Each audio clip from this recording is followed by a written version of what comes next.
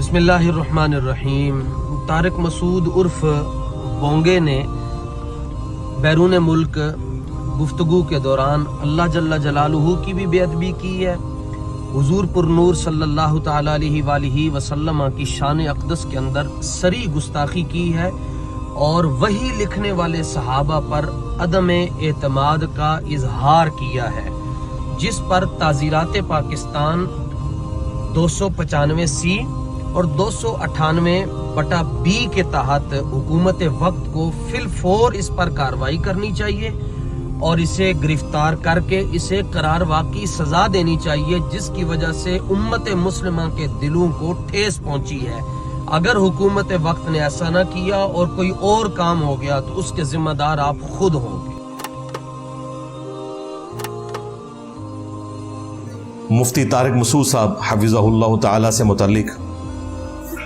جو دیوبندی مکتب سے تعلق رکھتے ہیں، ہمارا ان سے علمی اختلاف اپنی جگہ، لیکن اس وقت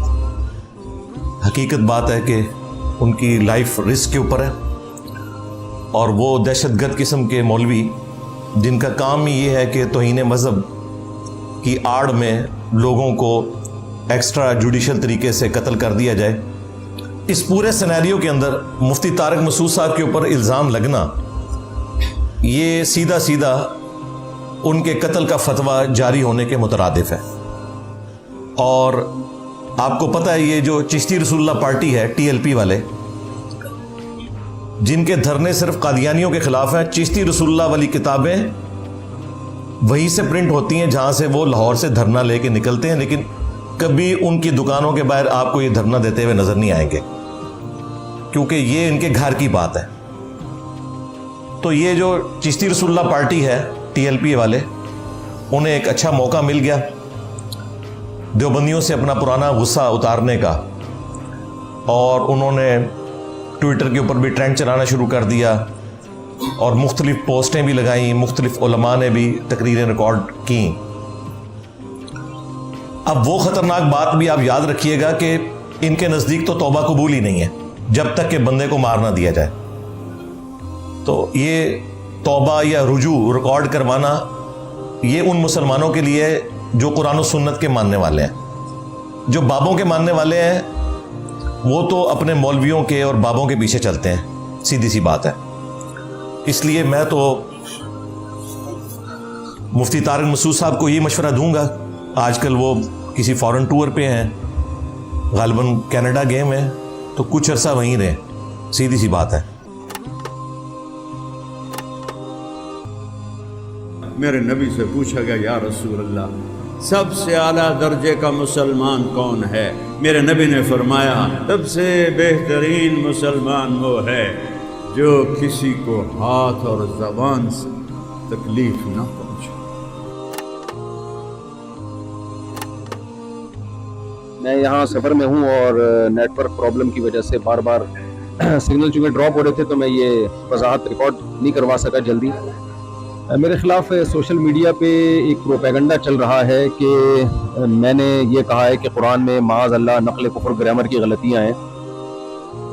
جو میری بات ہے وہ یہ تھی کہ آپ میرا کلپ سن سکتے ہیں کہ اگر ظاہری لحاظ سے اس میں کوئی غلطی لکھنے میں، ظاہری لحاظ سے، ورنہ تو اس میں بڑی حکمت ہے، گرامر کی ایک مسٹیک اگر ظاہری لحاظ سے میں مسٹیک کہہ رہا ہوں، گرامر کی ایک مسٹیک اگر ظاہری لحاظ سے میں مسٹیک کہہ رہا ہوں، ہم نے اس قرآن کی حفاظت ایسے کی ہے کہ اگر ظاہری لحاظ سے اس میں کوئی غلطی لکھنے میں، ظاہری لحاظ سے، ورنہ تو اس میں بڑی حکمت ہے، ہوئی بھی ہے، ہم نے اس کی بھی کریکشن کی کسی کو اجازت نہیں دی، جو ہے جیسے لکھا گیا ایز اٹ از چلا رہا ہے۔ بڑے بڑے ابھی گرامر کے مالی نہ ہے، انہوں نے بتایا سینٹینس سے تنقید نہیں آتی، دو زبر دو سے دو پیش نہیں آتے، آپ نہیں آتے، یہاں آئے ہوئے ہیں، پتہ نہیں کیوں آئے ہیں، بھائی اس کو لکھا ہی ایسے تھا۔ جس کتاب کی میرے بھائی ایسے حفاظت ہوئی ہو کہ اس کی گرامر کی ایک مسٹیک اگر ظاہری لحاظ سے میں مسٹیک کہہ رہا ہوں ہوئی ہے، اس کو ٹھیک کرنا کسی کے لیے ممکن نہیں ہے، تو جو ٹھیک آئے تھے ان کو کون چینج کر سکتا ہے؟ قرآن مجید میں لنسفام بالناصیہ یہ لفظ عام قاعدوں سے ہٹ کر ہے۔ عام قاعدوں میں یہ ہوتا ہے کہ جب آپ فعل کو لکھتے ہیں تو عین نون زبر عن کے ساتھ لکھتے ہیں، الف نہیں لکھتے، عام قاعدہ۔ تو صحابی رسول نے اس کو عام قاعدے کے خلاف لکھا ہے، تو اس عام قاعدے کے خلاف کو میں نے یوں کہا ظاہری لحاظ سے گرامر کی غلطی ہے، ظاہری لحاظ سے، ظاہر کا لفظ بتا رہا ہے کہ حقیقت میں نہیں ہے، تو ظاہری لحاظ سے یہ عام قاعدے سے بالکل ہٹا ہوا ہے۔ 100% हटा हुआ है, यूं कहा है। तो इसमें हो सकता है मुझसे ताबीर में गलती हुई हो। अगर कोई ये समझता है कि मेरी ताबीर ठीक नहीं थी या ये बात आवाम के सामने करने की नहीं है, उनका मेंटल लेवल इतना ऊंचा नहीं है, वो ये समझेंगे गोया कि कुरान में गलतियां हैं, तो मैं अपने अल्फाज पे माजरत करता हूँ और मैं अपने इन अल्फाज से रुजू करता हूँ। लेकिन मेरा मंशा हरगिज हरगिज हरगिज कुरान मजीद की तौहीन नहीं है, क्योंकि मेरा पूरा बयान कुरान की तस्दीक पे हो रहा है, कुरान की सदाकत पे हो रहा है। इसका एक एक लफ्ज जो है वो लौह महफूज में महफूज है और उसी के मुताबिक लिखा गया, उसी के मुताबिक पढ़ा गया और अल्लाह की ज़ात से निकला हुआ कलाम है। तो सोचिए कि जो शख्स कुरान की सदाकत को बयान करने के लिए आया हो, वो कैसे कुरान को कह सकता है कि माज़अल्लाह ये गलतियों की किताब है। माज़अल्लाह। मेरा क्लिप आप सुन सकते हैं। दूसरी बात, नबी सल्लल्लाहु अलैहि वसल्लम की शान के लिहाज से जो मैंने ये बात कही कि आप सल्लल्लाहु अलैहि वसल्लम लिखना पढ़ना नहीं जानते, हमारे नबी के बारे में पूरी उम्मत का इल्म है, भाई ना लिखना जानते थे और ना पढ़ना जानते। मैंने हरगिज आपको अनपढ़ का लफ्ज आपके लिए इस्तेमाल नहीं किया, ये तौहीन का लफ्ज समझता हूँ मैं। मेरी तरफ किसी ने मंसूब किया कि मैंने ये कहा कि मैंने नबी को माज़अल्लाह अनपढ़ कहा है, हरगिज नहीं। मैंने कहा आप सल्लल्लाहु अलैहि वसल्लम लिखना पढ़ना नहीं जानते, ये लफ्ज उम्मी का तर्जुमा है और ये भी नबी सल्लल्लाहु अलैहि वसल्लम की शान में बयान किया है। मकसद ये है कि आप सल्लल्लाहु अलैहि वसल्लम जो लिखना पढ़ना नहीं जानते फिर भी तमाम उलूम के हामिल है, क्योंकि आपने बराह रास्त अल्लाह से इल्म लिया है और अल्लाह के बाद मेरा अकीदा है कि आप सल्लल्लाहु अलैहि वसल्लम से बड़ा इल्म वाला इस कायनात में अल्लाह ने पैदा नहीं किया। तो आप लिखना पढ़ना ना जानने के बावजूद सारी दुनिया को आपने पढ़ाया है, सारी दुनिया आप इससे सीखने की मोहताज है। तो ये नबी सल्लल्लाहु अलैहि वसल्लम का मोजज़ा है और जब किसी का मोजज़ा बयान किया जाता है तो मोजज़ा उसकी तारीफ में होता है। फिर भी मैं समझता हूँ कि अगर किसी को ये मेरे लफ्ज़ से ये लगा है कि मैंने सय्यदुल अंबिया सल्लल्लाहु अलैहि वसल्लम की तौहीन किया, तो मैं उससे भी मादरत चाहता हूँ। और मेरा अकीदा ये है कि मैं ये सादत समझता हूँ कि नामूस रिसालत पर अगर मेरी मौत वाक़ हो जाए तो मैं समझता हूँ इससे बड़ी कोई दुनिया में कामयाबी नहीं है। तो सय्यदुल अंबिया सल्लल्लाहु अलैहि वसल्लम का पैगाम ही है और आपकी सीरत ही है और आपकी ताज़ीम ही है जिसको लेकर हम दुनिया में घूम रहे हैं। तो अल्लाह ताला मुझे भी अमल की तौफीक दे और हमारे जितने भी अहले इस्लाम है सबको, सबके दिल में अल्लाह पैगम्बर की मोहब्बत और कुरान की सदाकत दिल में बिठाए। और जिन साहब ने मेरे खिलाफ क्लिप बनाया या जो भी मेरे खिलाफ क्लिप बना रहे हैं, आप सबको पाकिस्तान के हालात मालूम है, जिस तरह से मुझे टॉर्चर किया जा रहा है और धमकियां दी जा रही हैं।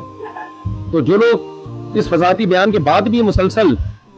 मेरे खिलाफ क्लिपबाजी करेंगे, तो मैं समझता हूं कि अगर मेरी ज़ात को कोई नुकसान हुआ तो उसके जिम्मेदार फिर वो लोग होंगे जो मेरे खिलाफ मनफी प्रोपेगेंडा कर रहे हैं। वमा अलैना इल्लल बलाग।